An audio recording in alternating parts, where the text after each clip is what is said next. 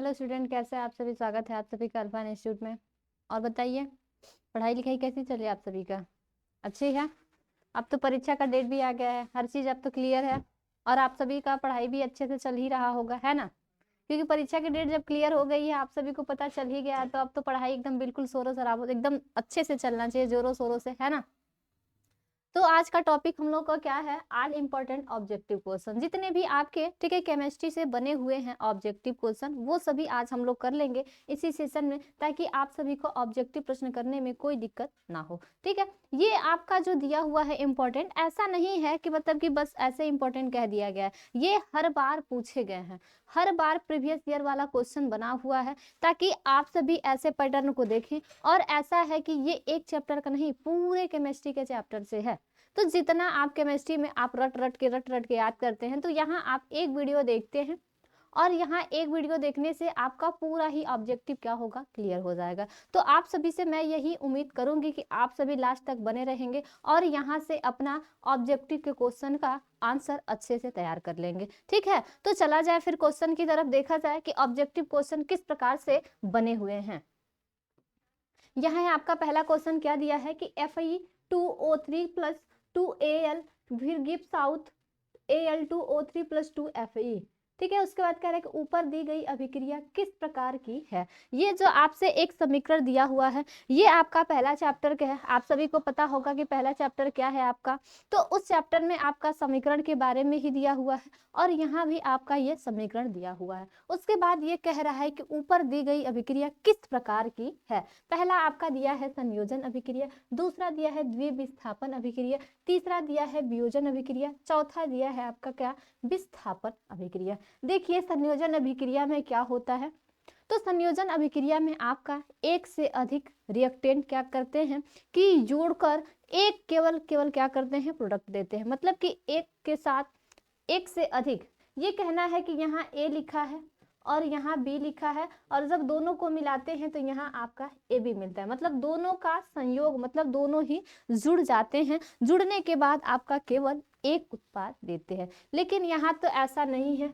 यहाँ आप देख रहे हैं कि एक नहीं बल्कि दो यहाँ रिएक्टेंट यूज किया गया है, तो आपको दो प्रोडक्ट मिला हुआ है। मतलब तो ये तो नहीं है, ऐसे गलत हो गया। दूसरा ये कह रहा है कि द्विविस्थापन अभिक्रिया, द्विविस्थापन अभिक्रिया में क्या होती है कि आयनों का आदान प्रदान होता है। क्या होता है, तो आयनों का आदान प्रदान होता है। ठीक, तो वो आपका आयनों का आदान प्रदान नहीं हो रहा है। क्यों नहीं हो रहा है, क्योंकि देखिए यहाँ से जो यहाँ आयन, यहाँ प्लस माइनस जो बन रहे हैं, यहाँ जो प्लस है, तो यहाँ अगर आयन होता तो एक दूसरा आयन भी यहाँ होना चाहिए, तभी तो वो एक दूसरे से क्या करते, तो विस्थापित करते, वहां से आदान प्रदान करते। मतलब पहला वाला दूसरे को देता, दूसरा वाला पहले को देता। लेकिन ऐसा तो पॉसिबल है नहीं, क्योंकि यहाँ एक ही है, तो ये भी आपका नहीं होगा। तीसरा ये कहा गया है वियोजन अभिक्रिया। क्या कहा गया है, तीसरा आपका वियोजन अभिक्रिया। वियोजन मतलब ये होता है टूटना, वियोजन मतलब क्या होता है, टूटना। ये टूटने कहने का मतलब ये है कि जब आप ए बी को ले रहे हो, क्या, जब आप ए बी को ले रहे हो और ये जब गर्म कर रहे हो आप, तो ये ए प्लस में और बी माइनस में ऐसे करके टूट रहा है, तब ये आपका क्या होता है, ये आपका वियोजन अभिक्रिया होती है। उसके बाद तो ये भी नहीं होगा। देख रहे हैं आप सभी कि यहाँ से तो दो रिएक्टेंट दिया, लेकिन यहाँ आपका जो रिएक्टेंट यूज किया गया है वो केवल और केवल एक है, लेकिन यहाँ आपका दिया हुआ है वो दो है। तो दो है तो वहां दो आपको मिल नहीं रहा, इसलिए आपका ये भी ऑप्शन क्या होगा, गलत हो जाएगा। तो चौथा ऑप्शन हम देखेंगे कि विस्थापन अभिक्रिया दिया है। विस्थापन अभिक्रिया में क्या होती है, जो आपका ज्यादा रिएक्टिव होता है, मतलब कि जो अधिक क्रियाशील धातु होता है, वो कम क्रियाशील धातु को हटाकर उसी का स्थान क्या करता है, ले लेता है। ठीक है, ये कहना है कि जो अधिक मोर रिएक्टिव होता है, वो लेस रिएक्टिव को हटाकर और उसकी जगह पर वो क्या होता है, विस्थापित हो जाता है। इस प्रकार की अभिक्रिया क्या होती है, तो विस्थापन अभिक्रिया होती है। जिस प्रकार से यहाँ देख रहे हैं, देखिए यहाँ Fe है, यहाँ आपका Fe है, और यहाँ पर आपका क्या है, Al है। तो जब आपका Al क्या है, मोर रिएक्टिव है, तो वो क्या कर रहा है, उसको ये Fe को हटा के, ठीक है, Fe को हटा के वहां वो उसका स्थान ले रहा है, और उसको क्या कर रहा है, वो विस्थापित कर दे रहा है, उसको क्या कर रहा है, वहां से हटा दे रहा है। तो इस प्रकार की अभिक्रिया आपकी क्या होती है, तो विस्थापन अभिक्रिया होती है। बताइए आप सभी को ये क्वेश्चन क्लियर है। तो इसमें सही ऑप्शन क्या होगा, जो मैंने लगाया है लास्ट वाला, क्या होगा आपका, तो विस्थापन अभिक्रिया। ठीक, क्लियर है सभी लोगों को? चलिए फिर नेक्स्ट चलते हैं। यहाँ दिया है दूसरा क्वेश्चन, क्या कि रासायनिक अभिक्रिया के दौरान किसी पदार्थ में ऑक्सीजन का योग वृद्धि कहलाता है। देखिए आपसे ये पूछा जा रहा है कि जब आपकी रासायनिक अभिक्रिया हो रही है तो उसमें जब ऑक्सीजन जुड़ रहा है, क्या जुड़ रहा है, तो ऑक्सीजन अगर जुड़ रहा है तो वो आपकी कौन सी अभिक्रिया है? पहला दिया हुआ है क्या अपचयन अभिक्रिया, दूसरा उपचयन अभिक्रिया, तीसरा संक्षारण अभिक्रिया, या इनमें से कोई नहीं। तो देखिए अपचयन में क्या होता है, अपचयन में आपका हाइड्रोजन और इलेक्ट्रॉन जुड़ता है। क्या होता है, इसमें हाइड्रोजन जुड़ता है और इलेक्ट्रॉन जुड़ता है, लेकिन यही उपचयन में आपका क्या होता है, तो ऑक्सीजन ऐड होता है। ठीक है, तो इस प्रकार की अभिक्रिया आपकी क्या होती है, इस प्रकार की अभिक्रिया ऑक्सीजन की जुड़ने वाली प्रक्रिया हमारी क्या होती है, तो उपचयन की अभिक्रिया होती है। लेकिन तीसरा ऑप्शन भी क्या होता है, संक्षारण, मतलब कि आप सभी सुने होंगे कि जब आप लोहे को या छड़ को क्या करते हो, नमी में रख देते हो, बाहर खुले में छोड़ देते हो, तो कुछ दिनों बाद वहां जाके आप देखते हो तो वो लोहे में जंग लग जाती है। छड़ को तो आप सभी रियल लाइफ में देखते ही होंगे और देखेंगे भी, नहीं देखे हैं तो जाके देख भी सकते हैं आप सभी। कोई अगर बाहर लोहे की सामान रखी है तो कुछ दिनों बाद जाएंगे तो उसमें देखिएगा ऐसा लगता है जंग लगने लगेगा, ऊपर ऊपर का परत क्या होता है, निकलने लगता है। तो ये अभिक्रिया आपकी कौन सी कहलाती है, तो संक्षारण की अभिक्रिया कहलाती है। ठीक है, लेकिन इसमें आपसे ये पूछा है कि रासायनिक अभिक्रिया के दौरान किसी पदार्थ में ऑक्सीजन का योग या वृद्धि कहलाता है। तो ऑक्सीजन का योग या वृद्धि वाली क्या होती है, वो उसको हम क्या कहते हैं, तो उपचयन अभिक्रिया कहते हैं, जिसको आपका नाम दिया जाता है ऑक्सीकरण भी। क्या इसका दूसरा नाम ये भी होता है क्या, ऑक्सीकरण, ऑक्सीकरण। ठीक है, क्लियर है सभी लोगों को? चलिए फिर नेक्स्ट चलते हैं आगे। क्या कह रहा है आपसे कि किसी यौगिक से रासायनिक अभिक्रिया में हाइड्रोजन का हटना, क्या कह रहा है आपका कि हाइड्रोजन का हटना कहलाता है अपचयन अभिक्रिया, उपचयन अभिक्रिया, रेडॉक्स अभिक्रिया, या इनमें से कोई नहीं। तो सबसे पहले सिंपल मैंने बताया था कि इसमें क्या होता है, हाइड्रोजन और इलेक्ट्रॉन ऐड होते हैं, इसमें केवल ऑक्सीजन ऐड होता है। तो जो इसमें ऐड हो रहा है अगर इसमें ये निकल जाता है, क्या होता है, इसमें ये निकल जाता है तो ये वाली अभिक्रिया होगी, और इसमें ये निकल जाएगा तो ये वाली अभिक्रिया होगी। ठीक है, तो इसमें ये कहा गया है, आपसे यही पूछा गया कि हाइड्रोजन का निकलना, क्या कह रहा है आपसे कि हाइड्रोजन का निकलना, तो जब इसमें ऑक्सीजन जुड़ रहा है तो हाइड्रोजन और इलेक्ट्रॉन क्या होंगे, निकल जाएंगे, क्या होंगे, तो निकल जाएंगे। तो इस प्रकार की अभिक्रिया आपकी कौन सी कहलाएगी, तो उपचयन की अभिक्रिया कहलाती है। रेडॉक्स अभिक्रिया में क्या होता है, रेडॉक्स अभिक्रिया में आपका ऑक्सीकरण और अपचयन दोनों होता है। क्या होता है, तो ऑक्सीकरण और अपचयन दोनों होता है, वो आपकी अभिक्रिया कौन सी होती है, रेडॉक्स अभिक्रिया होती है। क्लियर है सभी लोगों को? बताइए, अगर जिसको पता है वो कमेंट बॉक्स में आंसर जरूर लिखिएगा, जिसको नहीं पता है वो यहाँ से देख के अपना आंसर करेगा। हाँ, इसको आप सभी क्या करिएगा, नोट कर लीजिएगा। ठीक है, क्योंकि ये सभी इंपॉर्टेंट प्रश्न है, आप सभी को फिर से दोबारा वीडियो नहीं देखना पड़ेगा, इसके लिए आप कॉपी पे नोट करते जाइएगा। ठीक, ताकि आप सभी को फिर आगे ऐसा काम न करना पड़े, न देखना पड़े, टाइम अपना वेस्ट न करना पड़े। आप जल्दी जल्दी अगर आप इसको 1 घंटे में, आधे घंटे में देख रहे हो वीडियो को, और वहां आप कॉपी पे लिखे उसको 10 से 15 मिनट में आप पढ़ लोगे और आपको याद भी हो जाएगा। ठीक, तब चलते हैं आगे। फिर इसमें दिया है क्या कि निम्नलिखित में से कौन रासायनिक समीकरण संतुलित नहीं है, क्या है, तो पूछा गया है ये कि कौन सी ऐसी रासायनिक समीकरण है जो आपका संतुलित नहीं है। देखिए यहाँ पे दोनों तरफ संतुलित करने का मतलब ये होता है कि जो आपकी रासायनिक अभिक्रिया दी हुई है वो दोनों तरफ क्या होनी चाहिए, बराबर होनी चाहिए। ठीक, तो यहाँ हम देखेंगे, देखिए यहाँ हाइड्रोजन की संख्या 4 है, यहाँ भी हाइड्रोजन की संख्या 4 है। उसके बाद O2 यहाँ 2 है, यहाँ 2 लिखा है, तो ऑक्सीजन भी आपका कितना है, 2 है। मतलब कि ये ऑप्शन गलत हो गया।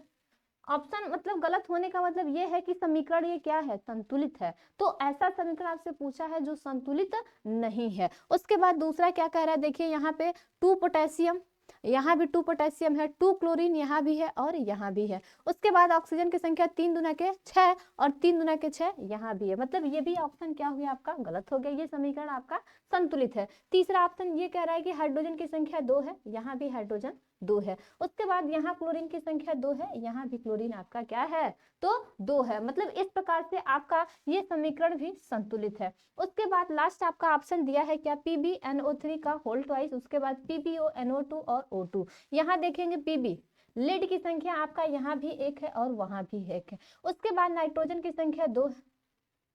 ठीक है, नाइट्रोजन की संख्या कितना है तो 2 है, तो यहाँ नाइट्रोजन आपका एक ही दिया हुआ है, मतलब एक नाइट्रोजन अभी कम है। उसके बाद ऑक्सीजन की संख्या 3 दूना के 6, लेकिन यहाँ 2 और 2 यहाँ 4 और 1 यहाँ पे 5, मतलब एक ऑक्सीजन की संख्या अभी क्या है तो कम है। मतलब ये समीकरण आपका संतुलित नहीं है और उसको संतुलित करने के लिए इस चीज की अभी क्या है तो जरूरत है। ठीक है, तो यही आपसे पूछा था कि समीकरण कौन सा संतुलित नहीं है, तो कौन सा समीकरण संतुलित नहीं है तो ऑप्शन डी होगा।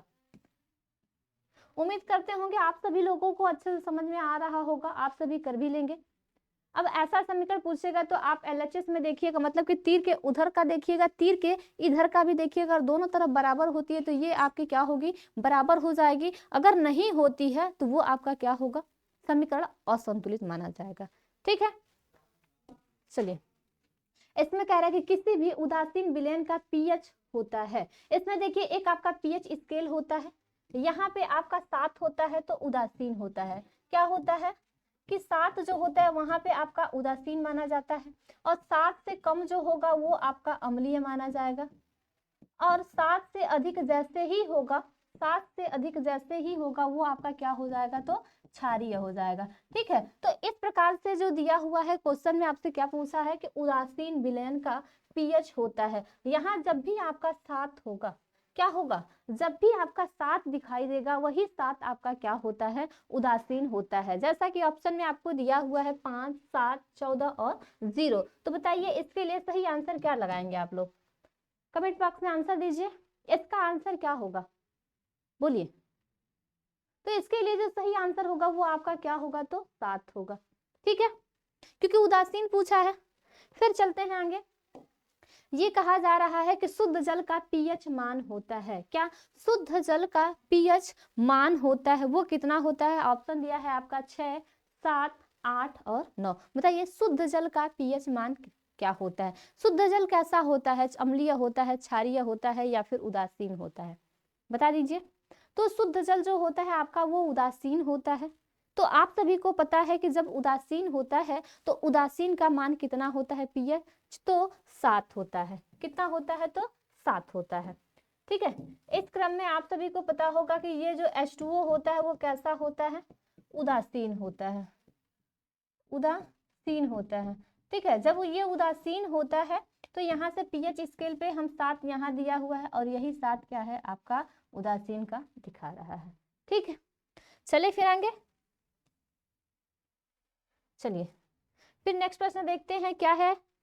पूछा गया आपसे कि निम्नलिखित में से कौन सा बूझा हुआ चूना है। ठीक है, क्या कह रहा है कि निम्नलिखित में से जो आपका दिया है वो कौन सा आपका बूझा हुआ चूना का सूत्र है। जैसे दिया है ये क्या, कैल्शियम ऑक्साइड, ये कैल्शियम हाइड्रोक्साइड, ये कैल्शियम कार्बोनेट और ये कैल्शियम। ठीक है, तो आपका जो बूझा हुआ चूना का फॉर्मूला होता है वो क्या होता है, बताइए कमेंट करके सभी लोग। बूझा हुआ चूना का फॉर्मूला क्या होता है, तो बूझा हुआ चूना का जो फॉर्मूला होता है वो आपका CaOH का होल ट्वाइस होता है। क्या, कैल्शियम हाइड्रोक्साइड, और ये जो होता है ये आपका बिना बूझा हुआ चूना होता है। क्या होता है तो बिना बूझा हुआ चूना होता है। ये आपका एक पत्थर का काम संगमरमर का करता है, और ये जो दिया हुआ है ये केवल आपका कैल्शियम है। ठीक है, तो इसके लिए जो सही आंसर होगा वो क्या होगा, ऑप्शन बी होगा। कैल्शियम हाइड्रोक्साइड जो होता है वो आपका क्या होता है तो बूझा हुआ चूना होता है, और बिना बूझा कहे तो बिना बूझा हुआ चूना ये होता है कैल्शियम ऑक्साइड। ठीक है, चलिए फिर ये कह रहा है आपसे क्या कि कोई विलयन नीले लिटमस पत्र को लाल कर देता है, इसका पीएच संभवतः होगा 5, 7, 8 या फिर 10। ऐसा कह रहा है आपसे कि कोई ऐसा विलयन है जो आपको नीले लिटमस को क्या कर देता है तो लाल कर देता है। जैसे कि लिटमस पेपर होता है, उस लिटमस पेपर को अगर कौन सा, जैसे कि अम्लीय डालते हैं या क्षारीय डालते हैं तो आपका कैसा लाल, नीले से लाल हो जाता है, तो वो कौन सा है, ऑप्शन बताइए क्या होगा। देखिए ये इसमें बताया गया है आपका अम्लीय में कि जब भी आप नीले लिटमस पत्र को लेते हो तो जब उस पे अम्लीय पदार्थ डालते हो तो वो कैसा कर देता है तो लाल कर देता है। तो आप सभी को पता है कि जब अम्लीय मैंने कहा तो अम्लीय का पीएच कितना होगा, 7 से कम होगा, तो 7 से कम होगा तो ये भी नहीं होंगे, ये भी नहीं होंगे, और ये आपका क्या होगा, उदासीन होगा। तो इसके लिए सही आंसर क्या होगा आपका? तो ऑप्शन ए होगा। ठीक है, यहाँ से ये अम्लीय, जैसे कि नीला लिटमस पत्र को जो लाल करता है वो आपका अम्लीय की प्रकृति की होती है। तो अम्लीय की प्रकृति जो पीएच स्केल में अगर देखा जाए तो वो 7 से कम होती है। कितनी होती है? तो 7 से कम होती है। वही 7 से कम मतलब ये सभी अधिक थे, इसलिए ये सब नहीं होंगे। तो ऑप्शन कौन सा होगा? ए होगा। क्लियर है ना सभी लोगों को? चलिए फिर नेक्स्ट चला जाए। इसमें कह रहा है कि धोने का सोडा का रासायनिक सूत्र है। देखिए ये सभी इंपॉर्टेंट है प्रश्न। तो ये आपसे पूछा जा रहा है क्या कि धोने का सोडा का रासायनिक सूत्र क्या होता है? तो धोने का सोडा का जो रासायनिक सूत्र होता है वो आपका होता है क्या? Sodium carbonate decahydrate. कितना होता है? तो सोडियम कार्बोनेट डेकाहाइड्रेट। देखिए तो यहाँ दिया है सोडियम कार्बोनेट, सोडियम कार्बोनेट यहाँ भी दिया है, लेकिन यहाँ देखिए इसकी वैलेंसी पूरा नहीं है, तो ये ऑप्शन नहीं होगा। उसके बाद कार्बोनेट के लिए CO3 होना चाहिए, यहाँ नहीं दिया है इसलिए नहीं होगा। उसके बाद यहाँ CO4 दिया है तो ये भी नहीं होगा। तो आपका ऑप्शन कौन सा सही होगा? तो ऑप्शन ए जो दिया हुआ है यही आपका क्या है? तो धोने का सोडा का रासायनिक सूत्र है। धोने के सोडा का रासायनिक सूत्र क्या होता है? तो सोडियम कार्बोनेट डेकाहाइड्रेट होता है। क्या होता है? सोडियम कार्बोनेट डेकाहाइड्रेट होता है। ठीक है, चलिए फिर आगे चला जाए। कह रहा है कि आपसे कि पीतल है क्या? धातु है, अधातु है, मिश्र धातु है या उपधातु है? बताइए पीतल कैसा होता है? धातु की प्रकृति होती है उसके अंदर, या अधातु की प्रकृति होती है, या उपधातु की होती है, या फिर मिश्र धातु की होती है? जो आपका ये पीतल होता है कुछ आपका मिश्र धातु की जैसा ही क्या करता है? ये बिहेव करता है। कैसा करता है? तो ये आपका मिश्र धातु के जैसा ही क्या करता है? तो बिहेव करता है। तो इसके लिए सही आंसर क्या होगा बताइए? Option A, option B, option C या डी? इसके लिए जो ऑप्शन सही होगा वो क्या होगा? आपका मिश्र धातु होता है। पीतल आपका मिलकर ही किसी दूसरे कंपाउंड से, 2 कंपाउंड से, 3 कंपाउंड से मिलकर ही बना होता है। ठीक है, बताइए जहां तक में आप सभी को कोई दिक्कत हो तो पूछ सकते हैं, कमेंट कर सकते हैं। ठीक है,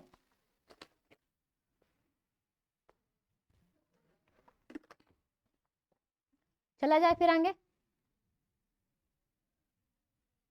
चलिए नेक्स्ट प्रश्न आपसे पूछ रहा है क्या कि कौन सा अधातु कमरे के ताप पर द्रव होता है? ब्रोमीन, पारा, तांबा या फिर एल्युमिनियम? ये कह रहा है आपसे कि कौन सा अधातु। ठीक है, क्या कह रहा है कि कौन सा अधातु कमरे के ताप पर द्रव होता है? सबसे पहले तो पहचान जान लीजिए कि जब भी आपको धातु पहचाना हो, ठीक है, जब भी आपको धातु पहचानना हो तो अंत में क्या देखेंगे आप? अंत में म, अंत में क्या? म। उसके बाद अगर अधातु पहचान करनी हो, अगर आपको अधातु पहचान करनी हो तो अंत में क्या होना चाहिए? न होना चाहिए। ये जनरल है, ऐसा नहीं कि हर जगह आप लगाएंगे, कभी कभी पहचान के लिए आप लगा सकते हैं। तो जब आपकी अधातु और धातु पहचानने की बात आए तो आप पहचान के लिए ये यूज कर सकते हो। ठीक है, तो यहाँ आपसे कहा गया है क्या? अधातु ही कहा गया है। मैंने आप सभी को बताया है कि अधातु के अंत में क्या होने चाहिए? न होने चाहिए। तो इसके लिए अब आसान टिक क्या हो सकता है बताइए? जो इसके लिए सही आंसर होगा वो आपका क्या होगा? तो ऑप्शन ए होगा, क्योंकि इसके लास्ट में क्या आया है? न आया है। अधातु के लास्ट में क्या आया है? तो न आया है, उससे पहचान मैंने बताया ही है।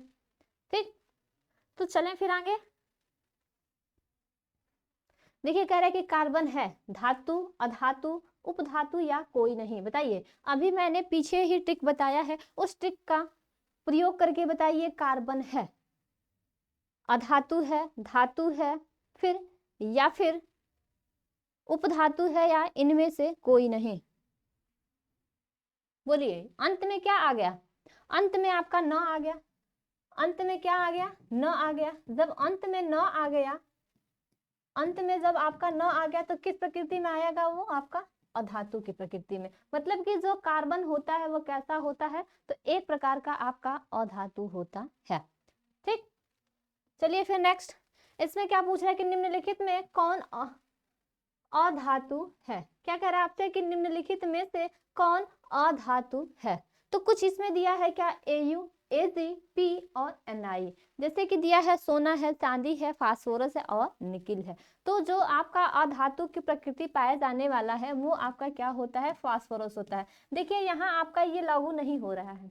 जो मैंने चीज बताई है अभी अंत में न वाला, तो मैंने कहा है जनरली पहचानने के लिए आप लगा सकते हो, ऐसा नहीं कि मैंने कह दिया है तो वही चीज प्रोसेस करते करते करते हमेशा रहिए, नहीं, पहचान के लिए आप कर सकते हो, हमेशा नहीं लगा सकते हो। तो यहाँ जो होगा आपका क्या होगा, फास्फोरस जो होता है वो भी आपका कैसा होता है, तो अधातु होता है। जैसे कि अगर कहा जाए तो आप कहाँ से पहचान कर सकते हो ये कौन सी फैमिली का तत्व है, तो आपका नाइट्रोजन का है, तो नाइट्रोजन लास्ट में ना आ रहा है और जस्ट उसी के नीचे ये फास्फोरस आता है, तो उसी परिवार का तत्व है, तो वो अगर अधातु की तरह व्यवहार कर रहा है तो उसके नीचे वाला तत्व भी क्या करेगा, अधातु की तरह व्यवहार कर रहा है। ठीक है, चलिए फिर आगे।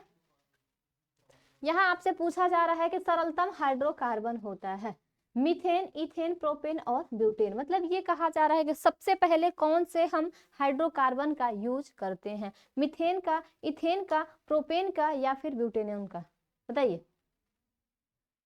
इसमें जो सही ऑप्शन होगा वो सबसे पहले आपने किसका यूज करेंगे, तो आप सबसे पहले यूज करेंगे किसका, तो मीथेन का। ठीक है, जो मीथेन होता है वो सबसे सरलतम हाइड्रोकार्बन माना जाता है। ठीक, चलिए फिर नेक्स्ट चला जाए। नेक्स्ट आपसे ये कह रहा है कि CnH2n+2 किसका सामान्य सूत्र होता है, एल्काइन का, एल्कीन का, एल्केन का या फिर प्रोपेनाइल का। देखिए जो हाइड्रोकार्बन होते हैं वो 3 फॉर्मूले हैं उसके, क्या है, तो 3 फॉर्मूले हैं। एक फॉर्मूला आपका क्या होता है CnH2n+2, एक होता है CnH2n, एक होता है आपका क्या CnH2n-2। कुछ इस प्रकार से आपके फॉर्मूले बनते हैं, एक होता है एल्केन का, एक होता है एल्किल का, एक होता है एल्काइन का।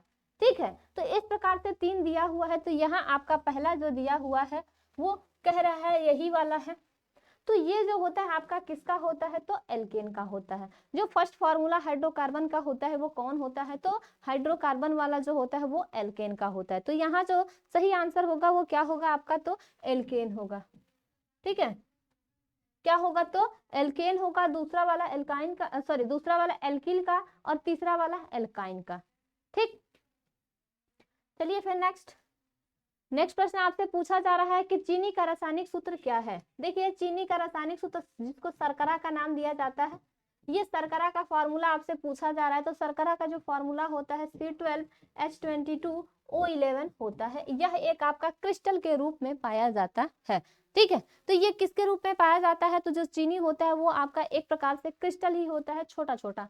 ठीक है, टुकड़े देखे होंगे, देखिएगा वो टुकड़ों के जो कटिंग होते हैं वो कटिंग कुछ अच्छे लगते हैं देखने में, वही आपका क्रिस्टल फॉर्म में बने होते हैं। ठीक है, तो इस प्रकार से आपसे ये पूछा जा रहा है कि चीनी का रासायनिक सूत्र क्या होगा, तो चीनी का जो रासायनिक सूत्र होता है वो होता है C12H22O11 होता है। ऊपर वाला जो दिया है आपका एल्डिहाइड का है।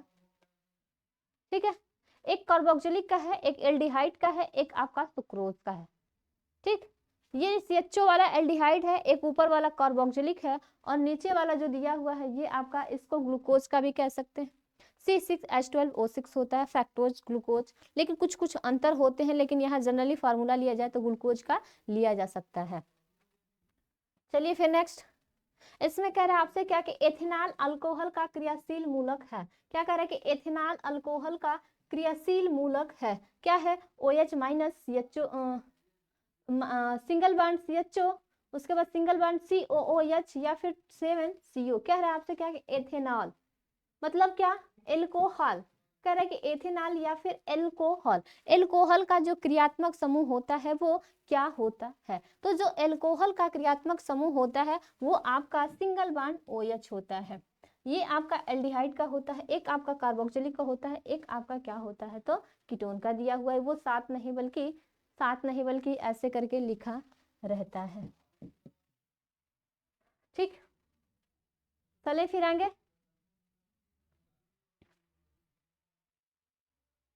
इसमें ये कह रहा है कि बेंजीन का अणु सूत्र है। क्या कह रहा है आपसे कि बेंजीन का अणु सूत्र है CH4, C2H2, C6H6 या फिर C2H4। ये कह रहा है आपसे क्या कि बेंजीन का अणु सूत्र है CH4, C2H2 या फिर C6H6 या फिर C2H4। ये बताइए बेंजीन का जो अणु सूत्र होता है वो आपका क्या होता है, तो जो बेंजीन का अणु सूत्र होता है वो आपका क्या होता है, तो C6H6 होता है। बेंजीन का जो अणु सूत्र होता है वो क्या होता है आपका, तो C6H6 होता है।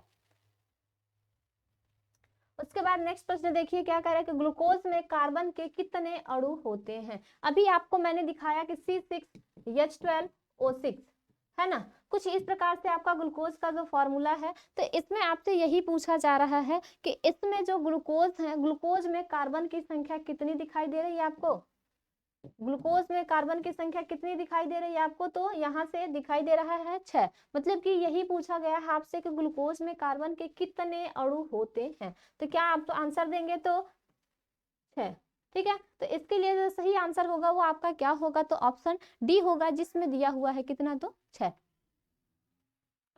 चलिए फिर आगे, ये कह रहा है आपसे क्या कि लोहे की परमाणु संख्या होती है, मतलब कि Fi का जो परमाणु क्रमांक होता है वो कितना होता है, तो आपका वो 26 होता है। मतलब कि कॉमन नंबर पे आपका लोहा आता है पीरियोडिक टेबल में, उसको कॉमन नंबर पे रखा गया है, या फिर कह सकते हैं उसका परमाणु क्रमांक क्या होता है। तो आपका बताइए, मैंने लिख भी दिया है कि Fi का जो परमाणु क्रमांक होगा वो कितना होगा आपका, तो 26 होगा।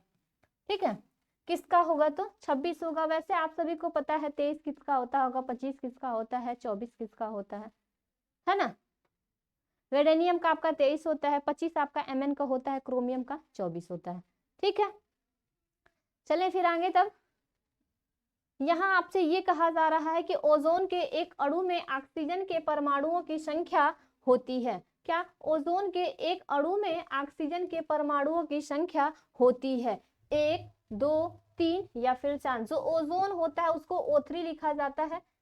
ठीक है, तो इसमें देख रहे हैं आपकी ओजोन जो लिखा गया है उसमें ऑक्सीजन के कितने परमाणु की संख्या लिए गए हैं, तो 3 लिए गए हैं। कितने लिए गए हैं, तो 3 लिए गए हैं। तो वही आपसे पूछा गया है कि ओजोन के एक अणु में ऑक्सीजन के कितने परमाणु की संख्या होती है। तो क्या बताएंगे आप सभी, बताइए। मैंने लिख भी दिया है, बता भी दिया है। तो यहाँ जो ऑप्शन सही होगा वो कौन सा होगा आपका, तो ऑप्शन सी होगा। कौन सा होगा, तो ऑप्शन सी होगा। यहाँ से जो ओजोन बना हुआ है एक ठो, उसमें ऑक्सीजन की अणु कितनी है, तो 3 है। ठीक, फिर नेक्स्ट चला जाए, कह रहा है आपसे क्या कि अष्टक का नियम निम्नलिखित में से किसके द्वारा प्रस्तुत किया गया था। किसके द्वारा, तो लोथर मेयर द्वारा, या फिर मेंडलीफ द्वारा, या फिर डोवेनाइनर द्वारा, या न्यूलैंड्स द्वारा। तो आप सभी को पता है कि लोथर मेयर जो है वो सिंपल वो ऐसे ही नियम दिए थे, आपका अष्टक नियम नहीं दिए थे। मेंडलीफ जो थे वो आपका पीरियोडिक टेबल ही पूरा दिए थे। उसके बाद जो डोवेनाइनर है ये आपका ट्रिक नियम दिए थे, मतलब कि 3 को जब आप ले रहे थे, 3 में से 2 का क्या कर रहे थे, पहले और लास्ट वाले का जब एडिशन करके उसका 2 से भाग देते थे तो बीच वाला आपका प्राप्त होता था। तो डोवेनाइनर द्वारा ये ट्रिक नियम दिया गया था। उसके बाद ये कह रहा है कि न्यूलैंड्स द्वारा, तो न्यूलैंड्स मतलब कि अष्टक जो है वो अष्टक नियम कौन दिया था, तो आपका न्यूलैंड्स के द्वारा ही दिया गया था। तो इसके लिए जो सही ऑप्शन होगा वो क्या होगा आपका, तो ऑप्शन डी होगा। जो न्यूलैंड्स है उन्हीं के द्वारा आपका क्या किया गया था, तो अष्टक नियम प्रस्तुत किया गया था। उसके बाद नेक्स्ट प्रश्न देखते हैं क्या कह रहा है आपसे कि आधुनिक आवर्त सारणी में बाईं से दाईं ओर जाने पर परमाणु साइज क्या होती है, बढ़ता है, घटता है, या फिर अपरिवर्तित रहता है, या फिर इनमें से कोई नहीं। आपसे ये पूछ रहा है कि जब आप पीरियोडिक टेबल में आवर्त सारणी में जब बाईं से किधर जाते हैं, दाईं तरफ। ठीक है, किधर जाते हैं, तो बाईं से दाईं तरफ जाते हैं। आप सभी को तो पता होगा, अपने हाथ से ही आप पता कर सकते हो कि कौन सा हमारा दायां हाथ है, कौन हमारा बायां हाथ है। जिस प्रकार से आप खड़े होते हो उसी क्रम में आप देखिएगा कि आपका किधर वाला साइड हाथ, ठीक है, दायां है और कौन वाला आपका बायां है। तो जब भी अगर ये पीरियोडिक टेबल है तो पीरियोडिक टेबल में कुछ इस प्रकार से है, ये आपका LHS होता है लेफ्ट हैंड साइड, और ये आपका